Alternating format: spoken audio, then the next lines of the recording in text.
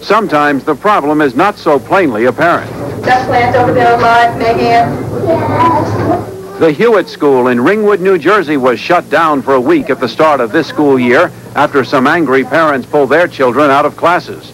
This after a year of anguish over youngsters falling sick. Several of the parents and their children gathered to talk with us. He started having chronic headaches. He started having respiratory problems. He ended up with pneumonia, and then this, in turn, turned into asthma. She had heart palpitations, and then she developed a headache so severe that she was out of school for 3 weeks, that if she even heard a loud noise, she would cry.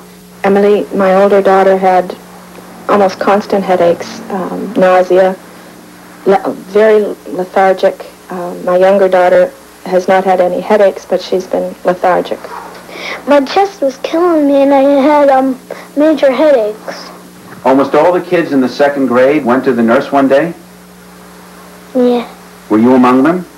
Yes. And how were you feeling? Terrible. I'm angry with the school, I'm angry with myself for doubting my son and his symptoms, just for not realizing that it was, that the poor kid was hurting.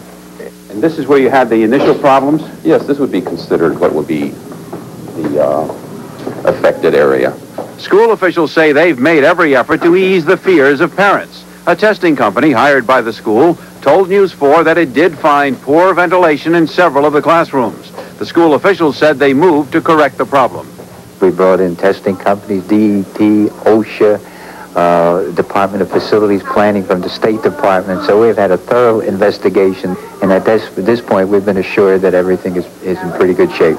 Nevertheless, changes are still being made. On the roof, the smokestack, which is near an air vent, is being raised for fear that fumes are being sucked inside.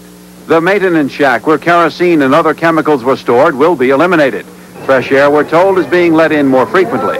I think where a real problem exists today is in the school system.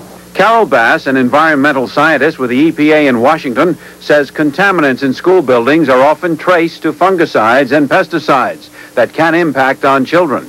They're organic chemicals that are there to kill living things.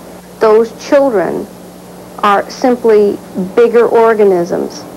Their central nervous system can be affected. Their immune system can be affected. I'm scared. Who's going to follow these kids for the next 10 years and see what kind of problems they all have?